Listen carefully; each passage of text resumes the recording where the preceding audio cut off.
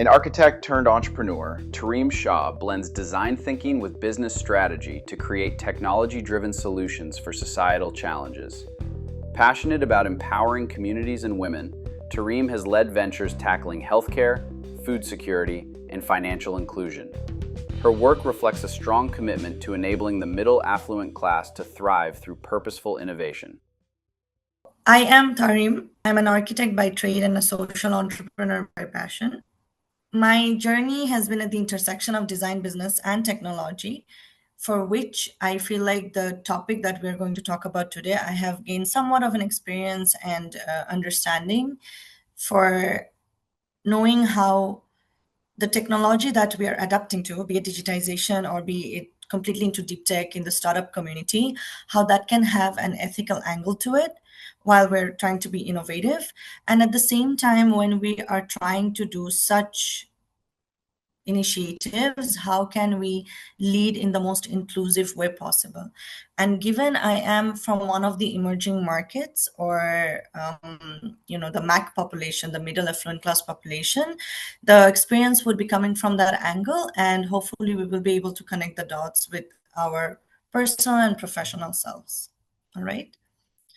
So first, we would want to understand and connect to what Mark has said previously, that the Thrivability Matters theme is at the intersection of people, economy, and nature itself.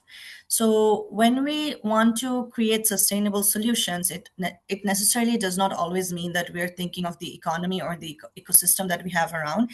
It's usually the people, the nature itself, and also again you have to connect to the reality, which is the economy, right? You cannot single-handedly think of these three individually. You have to understand how these three comes together, and we can build a better future for the next generation. So of course, doing this in the most balanced way possible is a bit difficult or gets tricky. So the ventures that I have created, the platforms that I have been part of, where and how we cater towards those challenges, I think that is something that I would be putting forward for the team today over here, or the people here today. So let's get into that. So when I think of myself as a person, as a girl, then eventually a woman who grew up in Bangladesh being one of the largest populated country just beside India. Sometimes people mistake it as part of India itself, but of course we have had history with Pakistan and India itself. And it's a very small country, but it's, like I said, highly populated. And Dhaka, our capital city, having more than 75 million people um, in that small space, and it has been growing at an 18% CAGR every single year. So our infrastructure is not really aligned with the population or the number of people, and also the new generation that has been taking the higher percentage of the population that we're having, right? So being someone who's part of that community, where I have been seeing that, all right, I got my degree as an architect from one of the the most affluent university back home, which is also part of the largest NGO globally, BRAC. So what can I do where my degree or my knowledge can have a real impact, so that I will be able to probably give back to the community, or have an exchange of knowledge?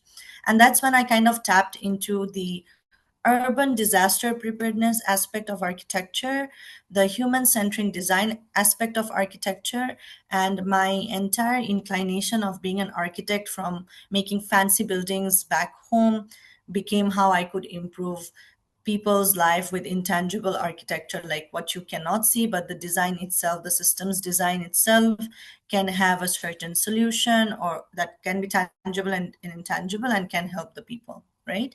So my journey started with building um, housing from Durban, to working with the vulnerable communities back home, which is part of the largest what would I say, informal settlement. That's the largest informal settlement, having 90,000 families over 100 hectare of land.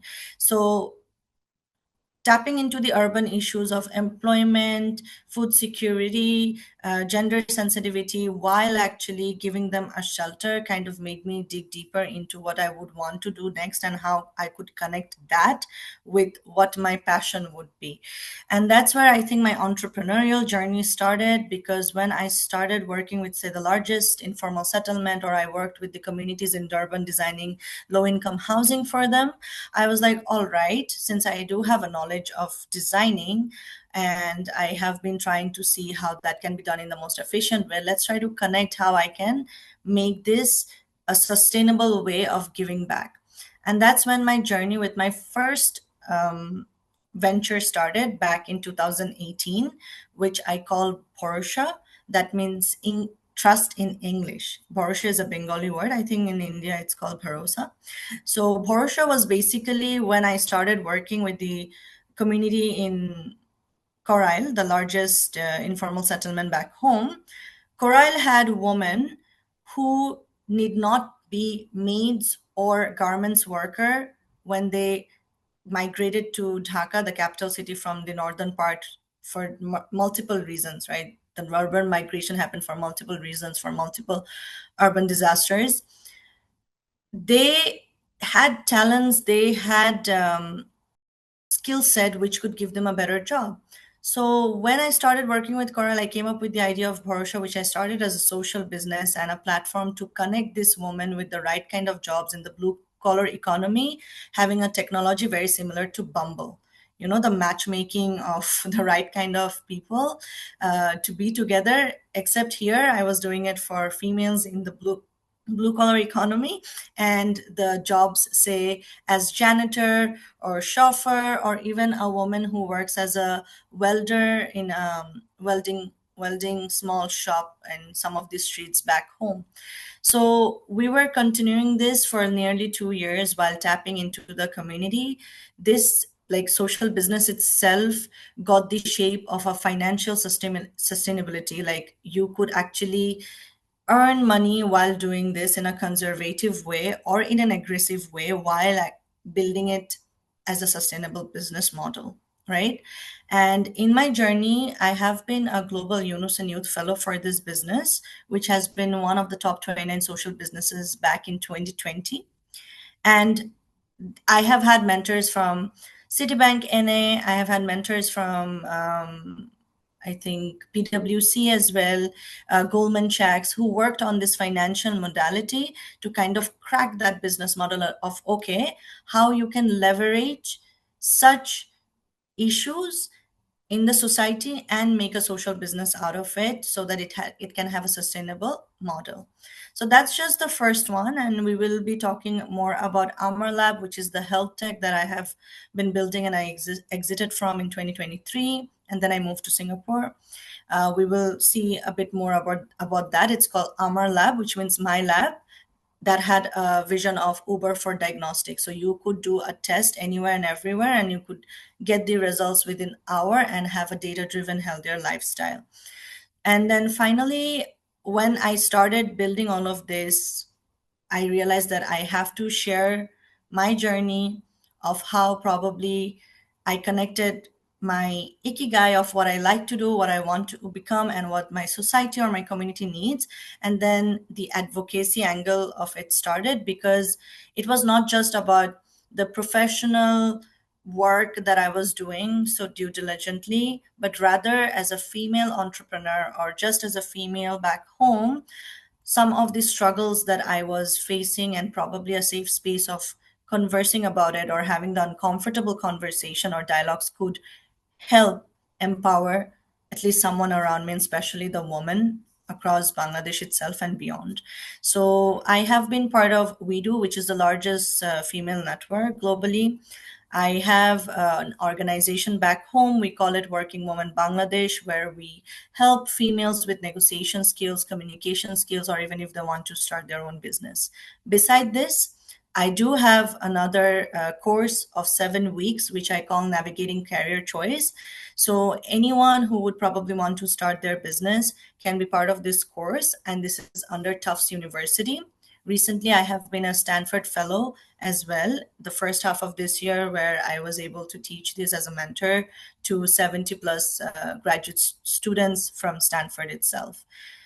We will definitely keep in touch beyond this workshop and move forward. So I understand there might be a lot of questions eventually, but I think we will be taking it at the end of the session itself, or also have a conversational dialogue. But yeah, echoing why emerging market, because 4.2 billion people live in emerging markets, and that kind of represents 60% of the global population. So we are not just dealing with, say, the westernized community, but this is where the gap exists to have the innovative solution, because the problems are very much innovative itself. Like new problems arise or sprout every now and then.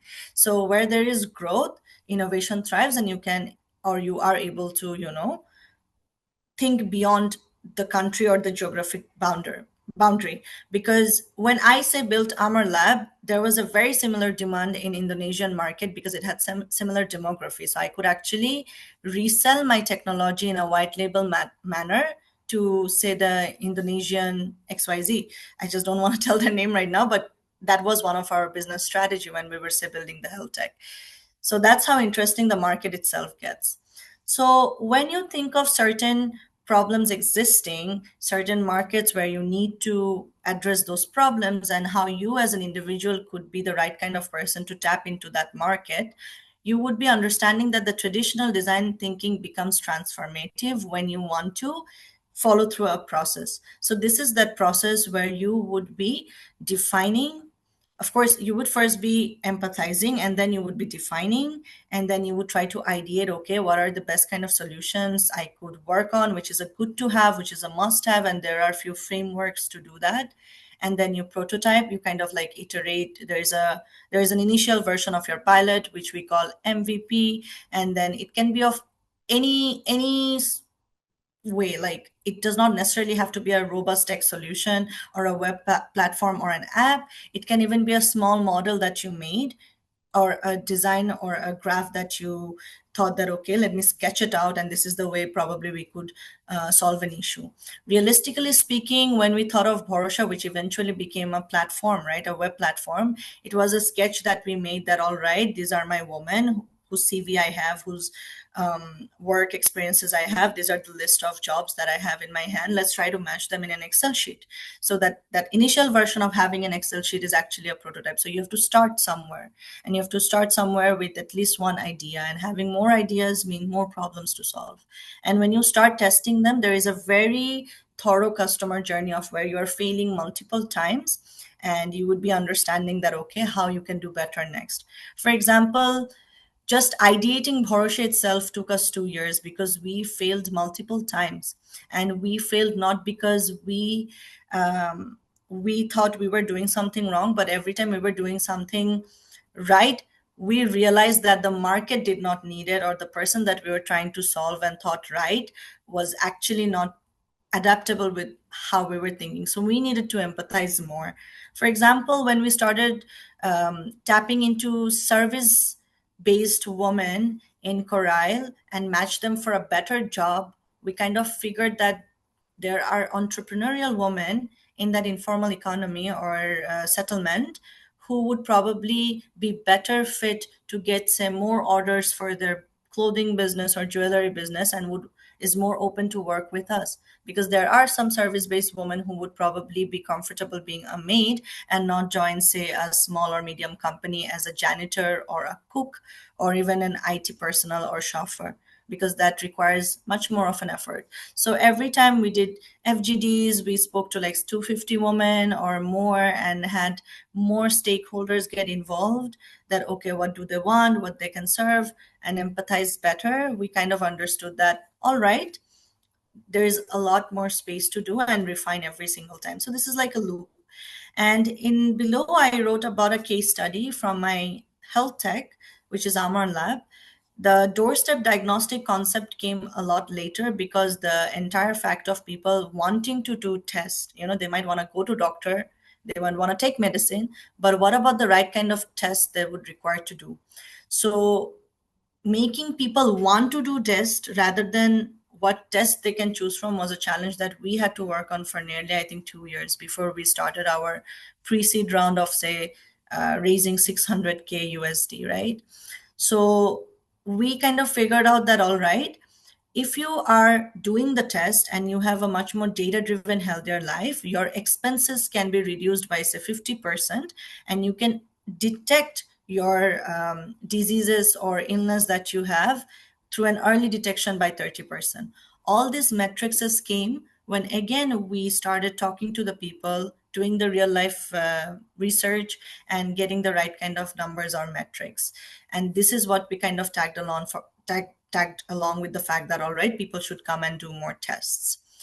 So all of these are there to kind of make you understand that how we kind of tackled the strategies or the challenges that was thrown at us from multiple directions. Okay, so when that happened, things were very simple for us because we realized the more we talk to people, the more we get into the community, the more we see the environment that they're living in, the more innovative we could have become. So when I'm talking about Corail, I did start with women, I did start with employment, I did start with jobs, but it was that very settlement, Corail, and the second largest and the third largest settlement of Bosila and Rayarbajar, which eventually gave me the people that I needed to kind of cook for the health tech as well, right? So real impact happens when we recognize that challenges in emerging markets are interconnected webs and not isolated problems. I started with a certain place, I started with a certain TG, I had a certain kind of people that I was working with, where multiple problems were interconnected, and you could have solved it starting from either one, or you can solve it for one, which can eventually be connected to the others. So health is dependent on finance. Finance is dependent on food. Food is dependent on the resilience or the environment that they're living in. So it's very it will be very silly of us to think that, okay, 5 people probably took our service. That does not mean nothing at all. 5 is such a small number, but it's the best place to start with, honestly, because if that 5 people have their tests done, if they know their employment source or the money that's coming every month is increasing at a certain percentage every single month and it's stable, then they can make one of their children go to school or continue studies or build a better housing, because the current space they probably were living in was just a 10 feet by 10 feet, 100 square feet of space with just 4 people, barely with a shed, right? So it's all like a ripple effect. And because I started from, say, designing the housing and eventually getting deeper into the problem, I could have seen the entire supply chain of problems connected and tap into each of them with my own journey and my solution that I was building with other people. Do mind it, all this organization, I have had the privilege to either build it with my mentor or my friends or my well-wishers. So I have had co-founders in these journeys and we have been working together. So yeah, that's there. And I think that's where the important part now comes, that how co-creation or co-founding or having your pack becomes a very important part of this journey itself. That, okay, now you have talked to the real people out there, you know how to create the real impact, you yourself know that what you're capable of or what your skill is or how the solution should be looking like. But then again, who do you build it with? So I have been very lucky in the sense that my females around me have been very inspiring. I have been able to leverage them as woman catalyst, and ultimately it was a we. So simple breakdowns while building a company to knowing how a company should be built. I have had a lot of females be there in that journey, and we knew how to talk numbers, because I myself come from an understanding where my father had taught me how to do business, because he came from a business backed family and we were in distribution business as long as he was alive. But he gave his knowledge and thought process to me and always showed me courage to never step down. and learn better and have a seat at the table. So when I could connect my qualitative research with my quantitative understanding of numbers and profits and break evens and revenue and all those metrics that's required to build a right kind of company, I realized females are better at it, and they would know how to say reinvest money or be in investment itself for their own business, or if they want to start any. So I could leverage that for the companies that I built, and also in the communities that I have been part of in multiple economies, right? And then ultimately the organizations that we have founded. So say the Working Woman Bangladesh organization I'm talking about, it's seven of us friends, but we have friends who's a coder who I think co-founded two tech companies. I have friends who are ex-founders, but they are probably working with Dr. Yunus directly. I have friends who are, say, females in athlete world or sports world, or just an artist female friend. But all of them are, say, like trying to give back to the community, and that's how we know that we are the right kind of people to give it back, and we are looking for such females who would probably want to build a company having a better ROI, because we have walked the walk and now we want to just share that, right? So they not only think about money, but like when I say they, I mean my friends, but of course it's us. Like we just don't only think about money, but we also think about the social impact that comes, like, the sensitivity and empathizing becomes a very important part of this journey. So that's there. And the systematic change, right? The final part that, all right, you know what you're capable of, the people that you're part of, but how do you actually say slowly inject that so that there is a push, or the needle of pushing the change is happening for years and years. Because being very honest, I can tell you guys that in this journey of systems thinking of how I could probably, like, after all these years I have come and I kind of have been able to knit my journey, right? But while I was part of this journey, I could not probably figure out, okay, how to do what, where, and with who. Miss Kami from Bard College, she played a very important role in my journey back in 2018, just I think until the COVID time. So Miss Kami was the dean of Bard Civic Center in the US, and we were privileged to do a course with her. Some of us from Bangladesh, some from Afghanistan, some from Mexico. A lot of us were part of that class, I think 15 or 20 of us, but from different parts of the world. It was her who said that we are 100 years behind, from what we are thinking of what we can achieve. And our gender plays a role, even if we say are part of US, Norway, or Bangladesh itself.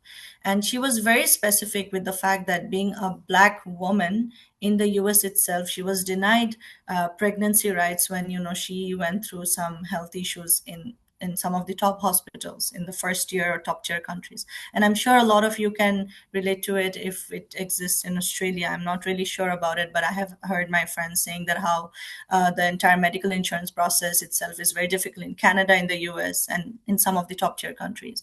And it got me thinking that, yeah, because when I was part of an architecture firm in Norway, I realized that the pay gap exists. A Norwegian male architect would probably get a certain amount, and a female Norwegian architect, let alone being a brown woman, would not get the similar amount. So how can we start now so that we can see a result after years? Because it's going to take time. So there is an important need for us to be in leadership position, to talk about the real scenario, to talk about how we can have the inclusive policies, and to build that that systematic change, that, okay, it starts with one of us, but we built a team, we built an organization, and we know how certain policies at leadership level can pull the right kind of people and take them upwards, walk up the ladder. So that is when I felt like, okay, I individually cannot keep on doing things. I kind of have to take everyone while my journey is going up, right? So that's there. And I feel like it's not just woman over here as well. Woman is something that I personally have been connected to, but I feel like a lot of individuals who would probably want to be part of this. And I have a lot of friends, guy friends, who call themselves feminist, gets a lot of backlashes back home because probably a lot of people are not even similar or what would I say, okay with the idea of such problem existing, you know. So yeah, I think when all of this are at a certain place, it kind of brings you to the part where you would be wanting to have some lessons from the field itself. So I have spoken a lot about, say, co-founding organizations, building certain communities, giving it back through other communities. But in the mid of all of these journeys, I have had my dips as well, right? My dips being I worked in Unilever. I worked as a territory manager in Unilever for, say, nearly 11 months. And I think working there made me realize I never want to go back, or what sort of people I would want to be part of, or what other say specialization or skill set do I need to level that up, and not just be comfortable with getting a certain pay every month and being around certain type of people. It's not about demeaning anyone or so. It's just knowing what your pack is. And sometimes we don't want to be okay and be in denial that, all right, this is not my cup of tea, let me just find my cup of tea. Because once we do, it actually flourishes better, or you can replicate it better, and the synergy is extremely intense. Because once I could or take such decisions of leaving such environments, or knowing that, all right, this is not good for me, even though, say, it gives me a comfortable life, and say then being part of communities like Asia Europe Foundation, which gave me a certain certification. ASEF is in Singapore. If you guys want to be part of it, of course I can connect. They have given me the certification of human centric design, right? And when they did, I worked with multiple people from different kind of countries, and I led those teams in a virtual way to work on certain problems like urban waste management, right? And these exposures happened because I knew what I didn't want, and I had the courage of letting go, and sometimes we're not okay with that. And because that happened, say, a lot many years ago, not many years ago, I am currently, say, working here in Dubai as a business advisor, where a certain tech product. I'm sure you guys know about SAP and Oracle. So Odoo is actually one of the top three ERPs. I'm working specifically, say, how an ERP can have the right kind of GTM or go to market for the Bangladesh market. Because even though this ERP has been built for the past 20 years, being a Belgian based company, it very recently entered the Bangladesh market. So I'm sitting here, but thinking that, okay, how a tech product can be placed or have a right kind of entry to the market that I have been building for the last many years, right? So when these kind of job opportunities come, or an opportunity comes to build, we kind of should grab it, which aligns with our uh, inner call, I would say. Because I think I have had that courage of always doing it, and I understand a lot of us might not be able to. And I think that's when being part of that community and having that conversation, and having the institutionalized way of a framework that, okay, these are the step one, two, three, can help. I wouldn't say it will, but can help in the journey, and making it easier and making it much more relevant. And a bit background of why, say, how I shifted from my entrepreneurial to, like, my high pace entrepreneurial to a bit low pace, is because I lost my father this December. So all this work that I have been doing was highly inspired by my dad.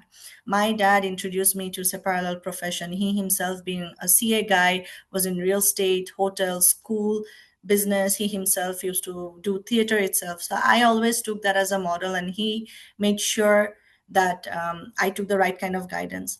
Once I lost him, I kind of lost the entire willingness to be in the entrepreneurial journey itself and go back to Singapore and keep on building, say, Scalar. Scalar was the last and the latest product that we were building last year mid. My co-founder Jonathan, he's an American guy, met him in Singapore, 10, 12 years elder than me, very much skilled in data engineering, ex Google guy, and we both were building Scalar at a very like high paced environment, right? I was the CEO, he's the CEO. We were part of Antler's residency program. But at the peak of that, I actually lost my dad, and I kind of stepped down. I stepped down from the position of the CEO, and I just have like few percentages of company share. But that was a decision I had to make, and these are some decisions that we have to make because our life itself is through iteration, and it's okay to accept that and know when it's the right time to get back. I definitely did not apply for the position that you guys are seeing me in Dubai right now, but it happened because probably that is what it's required to to happen, and for me to learn and to know how I can be a better version of myself. So at the end of the day, it's about collaboration. It's about knowing when to scale, not just work with single solution. You have the right and you are able to actually build multiple things through parallel profession. There is a way to navigate your career choice.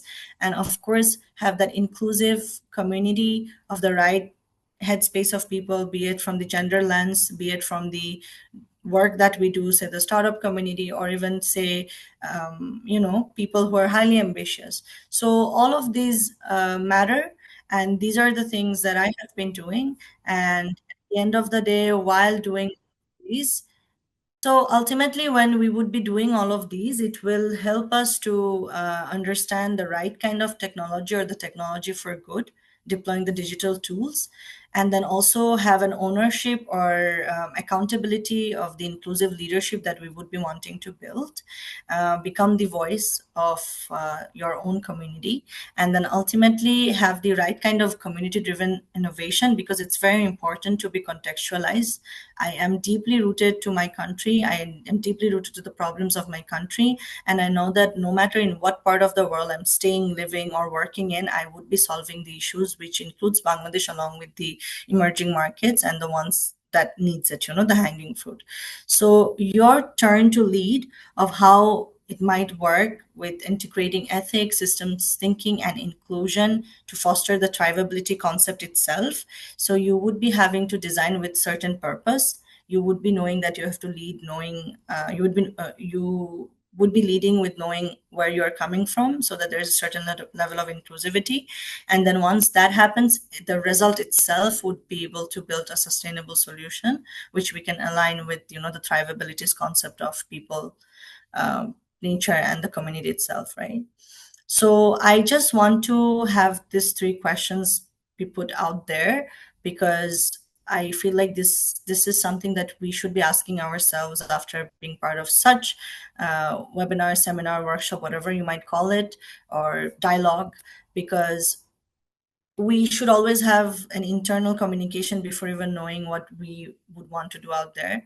Whatever I feel like I'm doing, I have had to sit and have a lot of conversation with myself and be okay with certain things that might not have probably aligned with my society, and take that as a learning and create the opportunity from a gap that existed.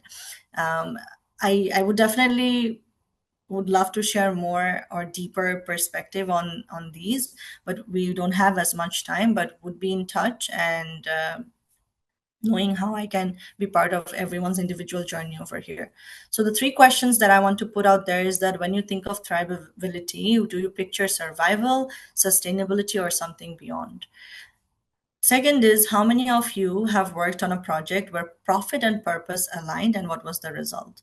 Because a lot of us might have a lot of purpose in it, but a business being profitable, a business even reaching break even, or knowing how the metrics work or would work, or having the right kind of business model, how does that happen?